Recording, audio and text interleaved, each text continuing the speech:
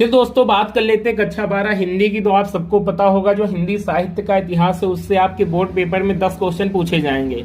अगर इसमें अच्छी स्कोरिंग करना दोस्तों तो 10 में 9 या 8 सही करने होंगे। अगर आप ये जो हिंदी साहित्य के क्वेश्चन पूछे जाएंगे 10, इसमें 5-6 गलत कर देते तो आपकी स्कोरिंग 90+ नहीं हो सकती, उससे कम ही हो जाएगी।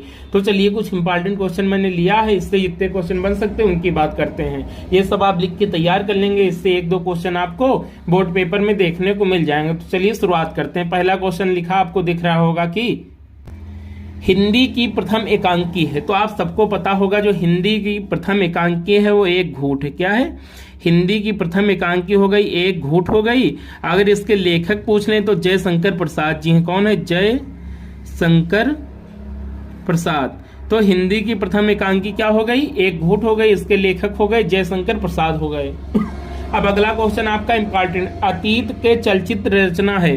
तो आप सबको पता होगी जो अतीत के चलचित्र रचना है महादेवी जी की। किसकी है? महादेवी की रचना है। महादेवी से एक क्वेश्चन ये भी पूछ लेता है कि ये बताइए महादेवी जी को ज्ञानपीठ पुरस्कार किस रचना के लिए मिला? तो जो इनकी एक रचना थी यामा, यामा के लिए महादेवी वर्मा जी को ज्ञानपीठ पुरस्कार से सम्मानित किया गया। अगला क्वेश्चन देखते हैं, नमक का दरोगा। तो ये भी काफी फेमस रचना है, सभी बच्चों को पता होगी, मुंशी प्रेमचंद। इनको उपन्यास सम्राट के नाम से जाना जाता है, मुंशी प्रेमचंद। भैया चंद्र नहीं होता, प्रेमचंद होता, दाम में आधा रा नहीं लगता, प्रेमचंद लिखते हैं, प्रेमचंद नहीं लिखते हैं। ये भी याद कर लेंगे, वर्तनी में पूछा गया है। आगे देखेंगे, निशा निमंत्रण रचना है। तो ये भी आप सबको पता होगी, जो अमिताभ बच्चन के पिताजी हैं कौन? हरिवंश राय बच्चन। कौन? हरिवंश राय बच्चन। हरिवंश राय बच्चन ये किसकी रचना है? हालावाद के प्रवर्तक कहा जाता है इनको। किसको? तो हरिवंश राय बच्चन को। इनकी रचना कौन सी? निशा निमंत्रण है। यहाँ पे लिख गई, यहाँ पे लिखेंगे हरिवंश राय बच्चन। निशा निमंत्रण किसकी रचना है? तो हरिवंश राय बच्चन जी की। किसकी? हरिवंश राय बच्चन जी की। आगे देखेंगे शिवा बावनी। तो शिवा बावनी के लेखक ये भी बोर्ड में पूछा गया, आप जब प्रैक्टिस सेट सॉल्व करेंगे तो उसमें आपको मिल जाएगा। भूषण की रचना है। किसकी? शिवराज सिंह भूषण की रचना है, शिवा बावनी हो गई। अगले क्वेश्चन की बात करते, संस्कृत के 4 अध्याय। यह रचना किसकी है? रामधारी सिंह दिनकर की। किसकी? रामधारी सिंह दिनकर। रामधारी सिंह दिनकर की रचना है संस्कृत के 4 अध्याय। कौन सी है? संस्कृत के 4 अध्याय रचना है रामधारी सिंह दिनकर की। ये भी आप अच्छे से याद कर लेंगे। आगे देखेंगे, कबीरदास की भाषा है। तो दोस्तों जो कबीरदास थे इनकी जो भाषा थी बहुत सारी भाषाओं का मिक्सअप थी, अर्थात खड़ी बोली अवधी जितनी भाषाएं थी सबका ये प्रयोग कर लेते थे। इसलिए जो कबीरदास की भाषा इसे पंचमेल खिचड़ी या सदुखड़ी के नाम से जानते हैं। सदुखड़ी के नाम से जानते हैं। तो ये इनकी भाषा थी, पंचमेल खिचड़ी के नाम से कबीरदास की भाषा को जानते हैं। ये नीचे ही लिख जाता हर बार, ये वाली कौन सा जो 7 नंबर का आंसर कबीरदास की भाषा थी, तो पंचमेल खिचड़ी या सदुक्कड़ी भाषा इनकी थी। आगे देखेंगे, तुलसीदास की पत्नी का क्या नाम था? तो भाई तुलसीदास की पत्नी का नाम आप सबको पता होगा। देखो इनकी पत्नी का नाम था क्या? रत्नावली नाम था। क्या नाम था? रत्नावली तुलसीदास की पत्नी का नाम था। और इनके पिता का नाम आत्माराम दुबे था। ये भी याद कर लेंगे तुलसीदास के। आगे देखेंगे, तार सप्तक से क्वेश्चन भाई हर बार एक ना एक पूछा जाता है। 4 तार सप्तक प्रकाशित हुए हैं। देखो पर सबसे पहले देखेंगे पहला तार सप्तक, चारों देख लेते। पहला तार सप्तक, दूसरा तार सप्तक और तीसरा तार सप्तक और चतुर्थ तार सप्तक। तो पहले देखो तार सप्तक का अर्थात 7 कवियों का संकलन, अर्थात 7 कवि मिलकर एक पुस्तक लिखे थे जिसे तार सप्तक के नाम से जाना गया। तो तार सप्तक के प्रकाशन कौन है, अर्थात प्रकाशक कौन, किसने इसको प्रकाशित किया? तो तार सप्तक का प्रकाशन किया अज्ञेय जी ने। किसने किया? अज्ञेय जी ने। इनका पूरा नाम सच्चिदानंद हीरानंद वासैन अज्ञेय थे। टोटल मिला के 4 तार सप्तक इनकी देखरेख में प्रकाशित हुए हैं। अब देखो सन पूछ लेता कि पहला तार सप्तक कब प्रकाशित हुआ, दूसरा कब प्रकाशित हुआ, तीसरा कब प्रकाशित हुआ। तो देखेंगे पहला जो तार सप्तक था इसका प्रकाशन वर्ष 1943, दूसरे तार सप्तक का प्रकाशन वर्ष 1951, तीसरे तार सप्तक का प्रकाशन वर्ष 1962 और चौथे तार सप्तक का जो प्रकाशन वर्ष है 1979। ये भाई हो गए, चारों हो गए। पहला 43, दूसरा 51, चौथा 62 और जो चतुर्थ, तीसरा 62 और जो चतुर्थ है 1979 हो गया।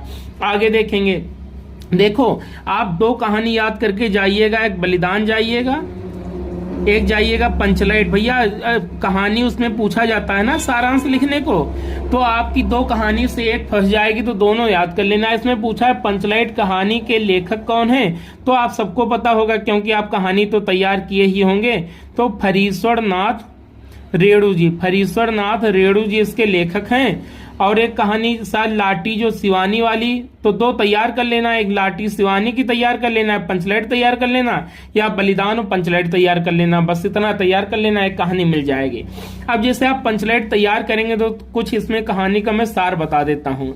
देखो सबसे पहले जब कोई कहानी आप तैयार करते हैं ना, तो उसके जो पात्र होते हैं उनके सबके नाम आपको अच्छे से पता होना चाहिए। देखो पंचलाइट कहानी के जो मेन पात्र हैं उनकी बात कर लेते हैं।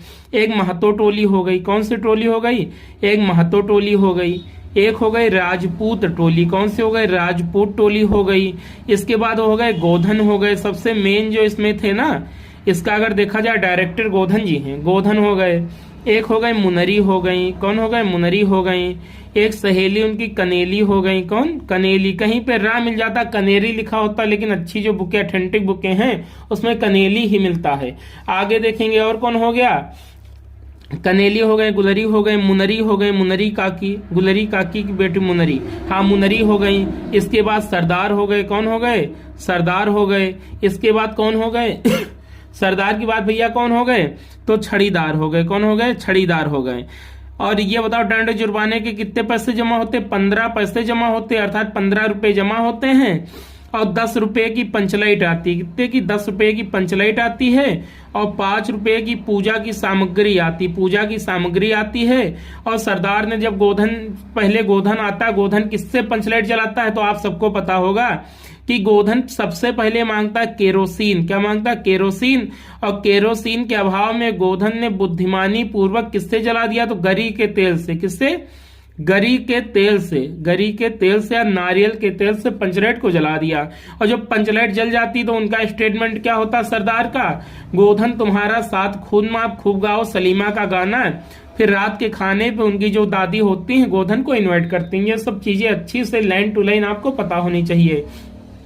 और बहुत बच्चे गलत कर देते हैं कि बताओ गोधन को सबसे पहले बुलाने कौन जाता है, तो सबसे पहले सरदार तक यह खबर पहुंचाई जाती है कि गोधन को पंचलाइट जलाना आता, लेकिन गोधन का हुक्का पानी बंद था।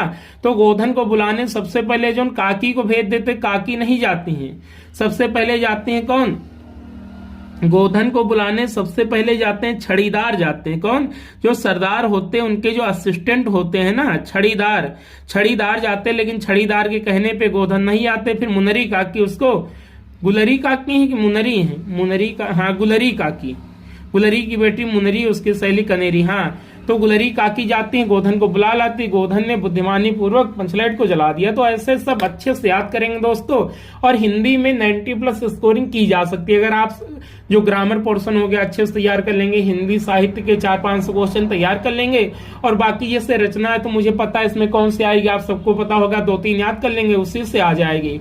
दूसरे नंबर पे बात करते हैं, ये हो गया। इसके बाद 2 कहानी याद कर लेंगे, एक आ जाएगी। इसके बाद भाई एस्से एप्लीकेशन, जो एप्लीकेशन दो आता नहीं, एस्से याद कर लेंगे।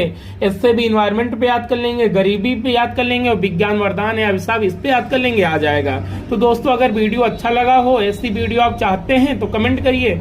एक क्वेश्चन मैं आपसे पूछ लेता हूँ कि ये बताइए, सुमित्रानंदन पंत जी को ज्ञानपीठ पुरस्कार किस रचना के लिए मिला। जो पंत जी थे ना, सुमित्रानंदन पंत, इनको ज्ञानपीठ पुरस्कार मिला है, ये सबको पता है, लेकिन किस रचना पे मिला। और हिंदी साहित्य का सबसे पहला ज्ञानपीठ पुरस्कार इन्हीं को मिला है। इनकी आप रचना बता देना कमेंट पे, किस रचना के लिए मिला है। धन्यवाद, जय हिंद।